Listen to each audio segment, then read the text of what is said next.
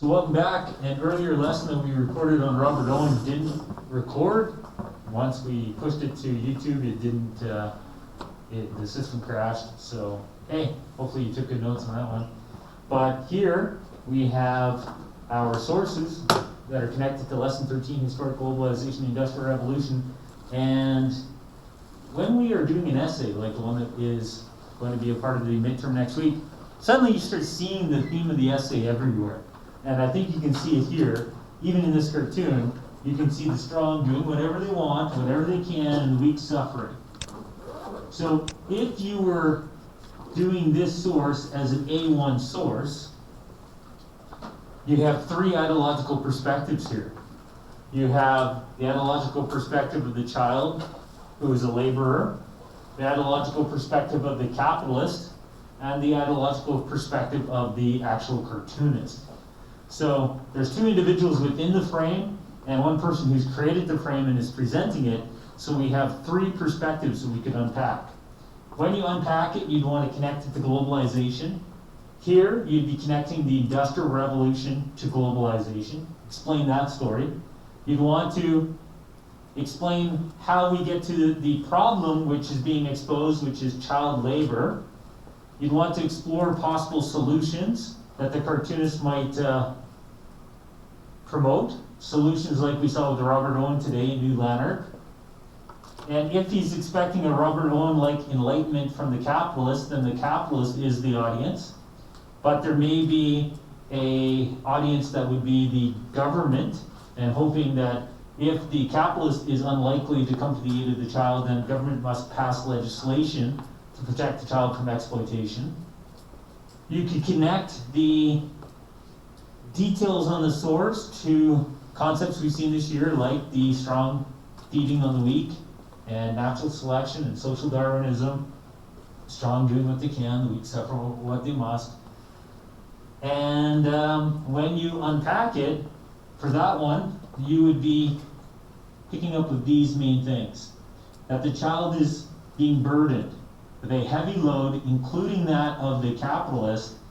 And the capitalist guy, he's not even facing her. You know, he's reading a newspaper, his attention's somewhere else. He's not concerned about the exploitation. He's not concerned about the plight of his workers, the child.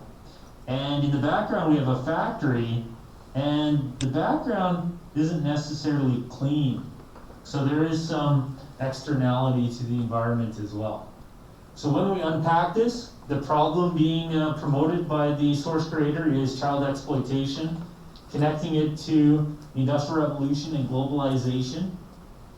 The solution that we can infer would be either an enlightenment from the capitalist, but that seems unlikely because the capitalist is facing away, so maybe the solution is the government must intervene by creating legislation in the absence of an enlightened capitalist like Robert Owen. Legislation that might protect child workers, so make a minimum age for working. And the globe itself, when you look a little closer, is a globe. So there is a metaphor here about exploitation around the world, and you can compare her plight to the plight of other enslaved workers working in servitude. The second source here says child is meant to learn, not earn. So this is a short source, so I never use it in an exam because there's not a whole lot to unpack there, but you can definitely see a relationship here. A relationship between 1 and 2 is that in 2, the ideological perspective is that children shouldn't be workers. But in 1, we're seeing the opposite. We're seeing a child that has no time to learn because she's expected to earn. And you can look at the social dynamics of that. We talked about how children were being exploited because their dads often couldn't find employment because this guy can pay her a lot less than her dad. We also looked at some jobs were more transferable to kids because of their small size. Then we have a third source that looks at the age distribution in cotton factories. So under 10, starting age percent was 50%, now it's down to 3.9. So this is a change in age distribution following some changes by government. Then we get to the relationship, and And this is what I really wanted your attention for today. One of the suggestions I guess I could see after looking at your set of sources on the slaves, you guys did a great job. In the relationship paragraph, you did what you were expected to do. You started with a holistic question, a to what extent question.